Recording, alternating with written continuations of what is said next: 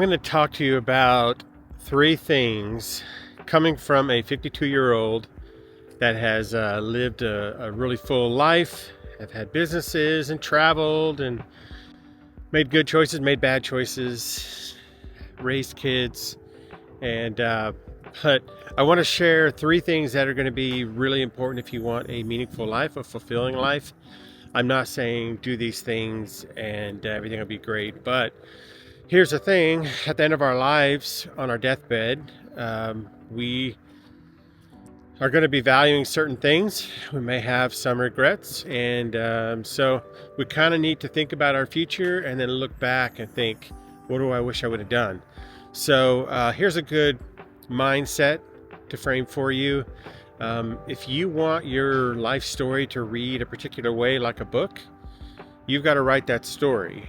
It seems generic, but it's true. If you want to be said about you, you were a great father, you were a business owner, you were a great athlete, you were a great writer, you were a great friend. What do you want people to say at your funeral? What do you want them to say about you? What you do determines what they say about you. So it's not that we live our lives to please other people, because that's not really the goal. We do need to be respectful, but we want to be intentional about our lives. Here's something you've got to understand: our natural flesh and instincts and selfish desires will lead us to sabotaging relationships, destroying them, hurting people's feelings, breaking trust. Just a lot of people say that, people are naturally good. Well, I don't think that people are naturally good.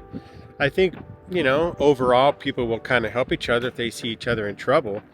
But we all have a bad nature about us. We just do. Even if you're a good person, a good-hearted person, you still have flaws and you still have a bad nature. So we need to live our lives not according to how we feel and just kind of willy-nilly kind of winging it through life. There's got to be some intentionality. And it's not so that you can be perfect. It's not so that you can meet somebody else's standard.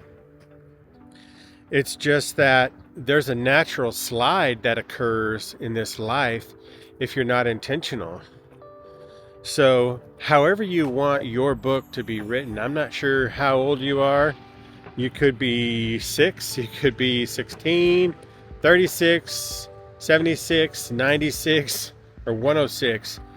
It doesn't matter. However you want to be remembered, that's how you need to live your life. So picture yourself in the future and however you want to be. So I'm going to share with you three things that are going to be crucial for this, in my opinion. And I'm going to tell you right now, they seem weak, but they're strong, and their counterparts seem strong, but they're actually weak. So here's the three things. The first thing is respect. The second thing is humility. And the third thing is faith. Now, it seems like weak and boring and basic and fundamental, and in some ways it is fundamental, but it's crucial to your life. For example, let's talk about respect. If you don't respect other people, you are not going to be in good relationship with them. Here's why. If somebody is disrespectful to you, you don't feel safe around them. If they're not respecting your time, your property, your opinion, it just makes you angry, it makes you defensive, it makes you close off. So respect is just huge. And if you treat other people with respect, you will have friendship more often, their admiration, the return of respect. You'll have these things. So respect is crucial for any quality relationship. If you've spent a long time building a relationship with somebody and building trust, whenever you disrespect that person or their time or their stuff or their feelings, you're breaking away that trust. You're breaking away the intimacy of that relationship and what it can be. So respect is huge. If you can be a respectful person, things are going to go well for your life. The second thing is humility. Humility seems weak, but it's not weak at all. Without humility, you really can't grow and learn. If you're just kind of a know-it-all and prideful and nobody can tell you anything, you're going to have tons of blind spots. You're going to think everything good, or think everything is good and everything is okay in your life and there's nothing wrong, and you're really just being arrogant. I mean, when you're trying to tell somebody or teach somebody something, it could be your kids, it could be a coworker, it could be an employee, anybody, and you're trying to talk with them and teach them or tell them about a blind spot that they have, and they're just prideful and defensive and no, I'm not, and there's no way that's true, and they're argumentative. Without that humility, there can't be any growth for that person. And it's very frustrating if you're trying to communicate with somebody and they don't have humility.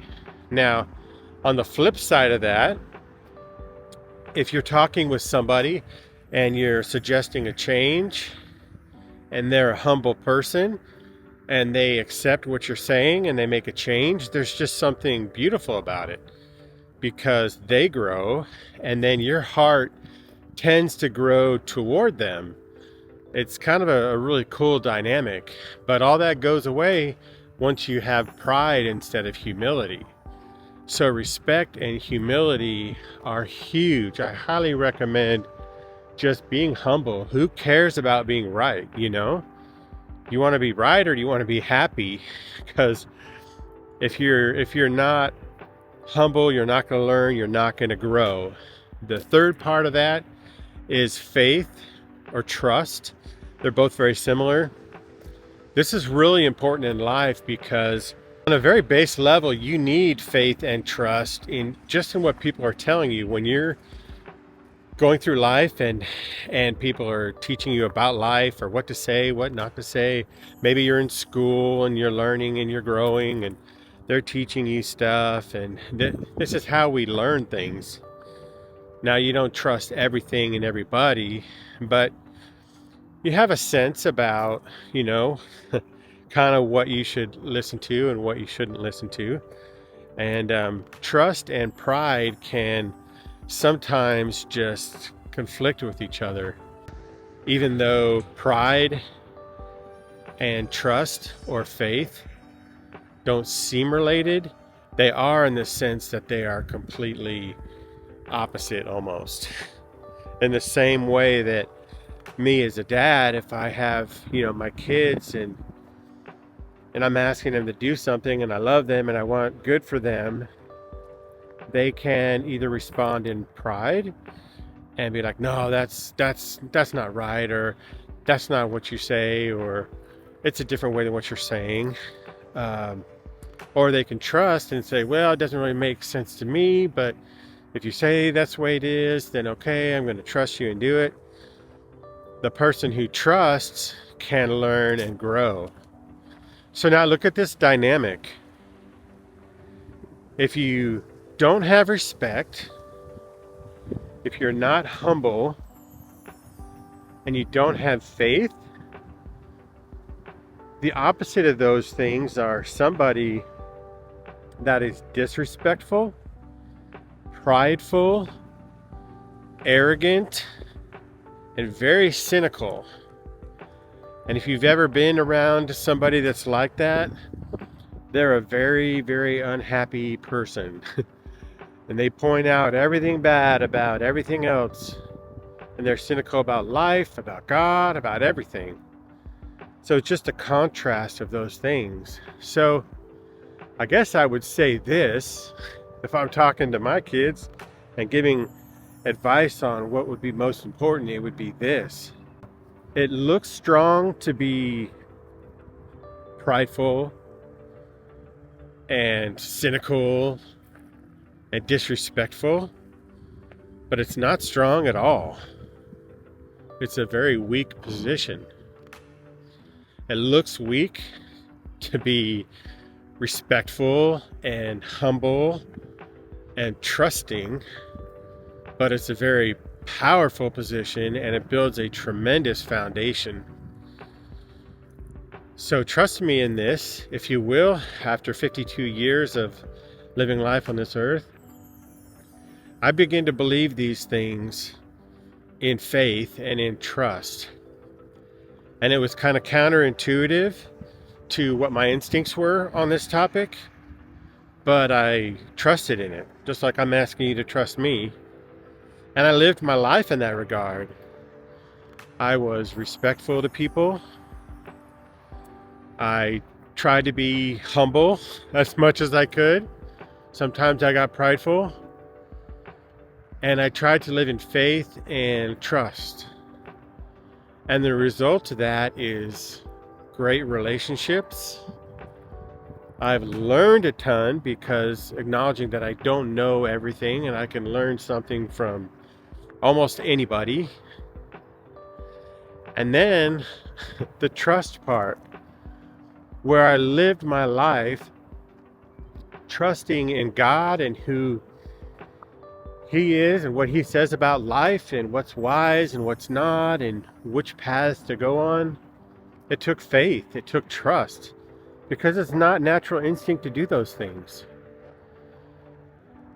If you can trust me in this regard, maybe you will and maybe you won't. If you don't, you'll live life and you'll learn kind of the hard way and you'll have some tough experiences and maybe eventually you'll get there. If you do trust what I'm saying, you'll be glad you did. And it'll be fruitful and your life will be better for it. And yeah, that's my hope for you. And that's my prayer for you. So that regardless of what's going on in your life, even if there's chaos, that you can be in more peace and be more secure, have good friendships, have good relationships.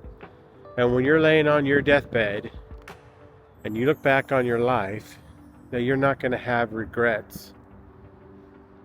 When people are at your funeral and they're talking about you, if you were in that room, what would you want to hear? What would you want them to say? So become that person. It's not make-believe. It's not being fake to do that. It's deciding to be who you want to be instead of just letting things be as they're naturally going to want to roll. Because we have a nature on the inside of us that is just selfish and destructive. So don't walk in that path. Walk the path that I'm suggesting to you today. This is my humble advice. My name is David Miller. We're on this journey of life with meaning, and we'll see you on the next one.